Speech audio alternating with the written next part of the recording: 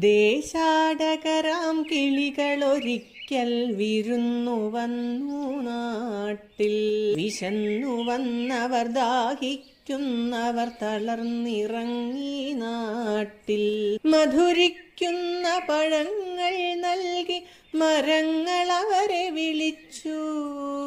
തണുത്ത കാറ്റിൽ ഇലകൾ മുക്കി ചില്ലകളവരെ വീശി. നാട്ടുകിളികളിൽ ചിലരിതു കണ്ട് കലപില കൂട്ടാനെത്തി.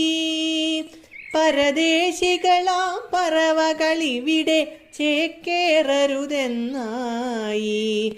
തളർന്ന കിളികൾ ചിറകും വീശി പറന്നു പൊങ്ങാൻ നിൽക്കേ, മറ്റൊരു കൂട്ടം കിളികൾ സ്നേഹം പകർന്നു നൽകാനെത്തി.